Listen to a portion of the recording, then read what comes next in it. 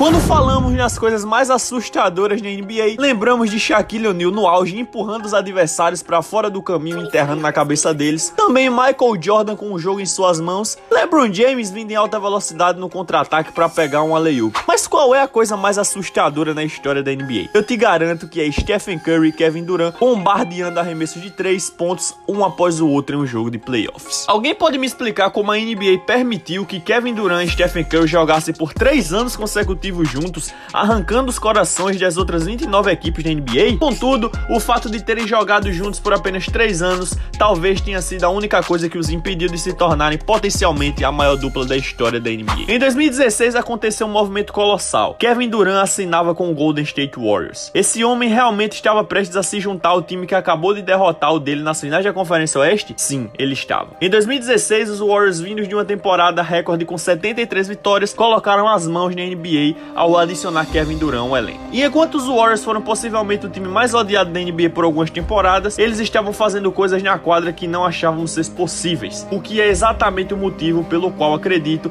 que muitos fãs não apreciam suficientemente a dupla Stephen Curry e Kevin Durant enquanto estiveram juntos. O que acontece quando você pega o núcleo que venceu um recorde de 73 jogos da NBA e adiciona um ex-MVP? Previsivelmente o resultado foi, sem dúvida, o maior time da história da liga e mais claramente o melhor dos últimos 25 anos. Para entender o quão injusta era a dupla Stephen Curry e Kevin Durant, preciso lembrar o quão dominante esse time era sem o Kevin Durant. Sabemos que eles venceram 73 jogos sem ele, mas o que passa despercebido é quem os Warriors eram sem Kevin Durant em quadra, mesmo quando o tinham. O Golden State Warriors venceu 67 jogos em 2017, com Kevin Durant perdendo 20 jogos. Colocando isso em contexto histórico, apenas 13 times na história da NBA venceram 67 ou mais jogos em uma temporada, e apenas 9 desses 13 conquistaram o título. Portanto, sim, considerando que esses Warriors conseguiram ambos, apesar de perder um cara que teve média de 25 pontos, 8 rebotes, 5 assistências e quase 2 tocos com aproveitamento de 54% nos arremessos de quadra,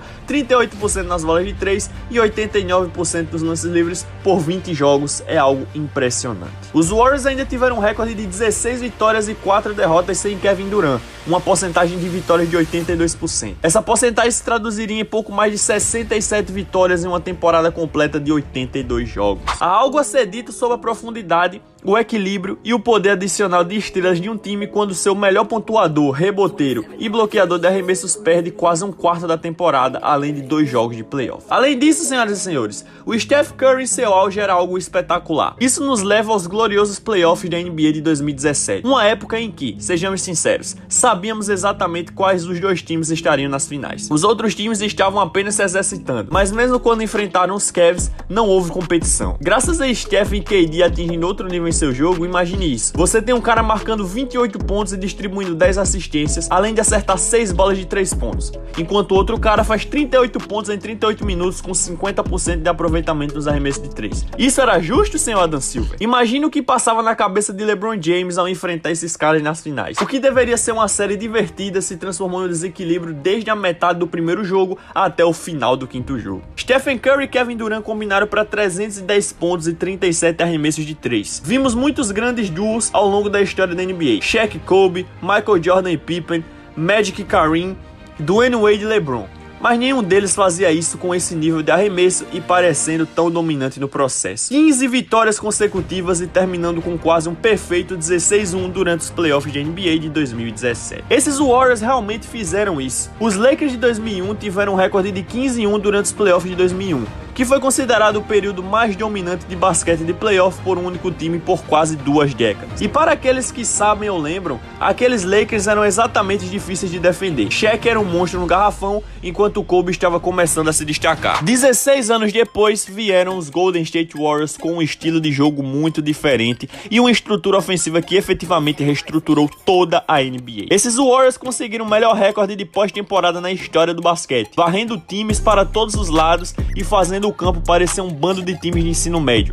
Isso foi o ápice da dominação. Os Warriors encerraram aquela pós-temporada com a margem média de vitória de 16,3 pontos sobre os adversários. Nem mesmo o Lakers, com a força física mais dominante de todos os tempos, superaram isso. O Cavs de LeBron jogaram uma partida quase perfeita em casa no jogo 3, com LeBron anotando 39 pontos, 11 rebotes e 9 assistências, com incríveis aproveitamentos de 56% nos arremessos e 44% nas bolas de 3. É difícil o suficiente vencer um jogo quando o melhor jogador do time adversário tem uma ação dessas, mas isso não foi tudo. Kyrie Irving marcou 38 pontos com 55% de aproveitamento e os Warriors ainda venceram. Pense no que seria necessário para um time hoje vencer um jogo em qualquer nível contra uma equipe cujos dois melhores jogadores combinariam para 77 pontos com mais de 55% de aproveitamento nos arremessos. Mas como esse time era incrivelmente talentoso, eles conseguiram superar uma avalanche de pontos que nenhum outro time teria sido capaz de suportar e venceram o jogo. Para o Cavs ganharem um jogo na série, foi necessário estabelecer um novo recorde de pontos em um único quarto com 49 e uma classificação ofensiva de 143. O grande trio do Cavs, composto por LeBron, Kyrie e Kevin Love, teve um saldo combinado de mais 53,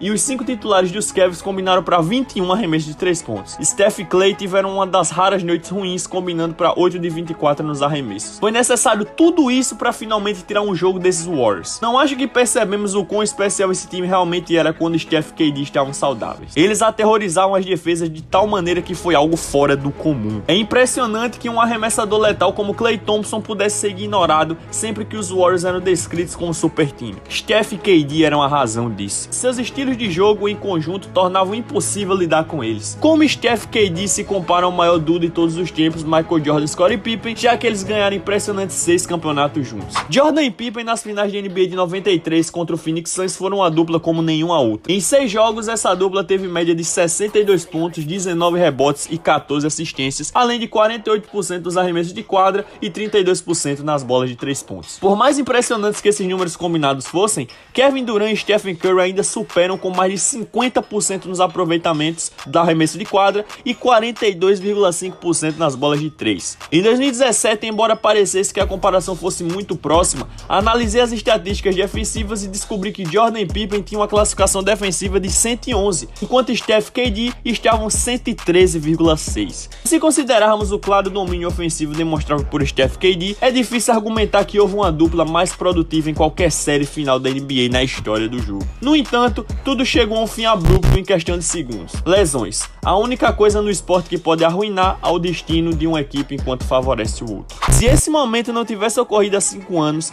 não sabemos o que essa dupla ou esse time do Warriors poderia ter alcançado. Mas sabemos uma coisa com certeza. Nunca testemunhamos o verdadeiro potencial máximo da dupla Steph Curry e Kevin Durant, simplesmente porque não ficaram juntos tempo suficiente. Com todos os recordes, marcos, conquistas inovadoras e muito mais, se tivéssemos tido apenas mais 2 anos dessa grande dupla, isso poderia ter mudado todo o curso recente da história da NBA. Ainda assim, durante aproximadamente 1190 dias, Kevin Durant e Stephen Curry foram companheiros de equipe.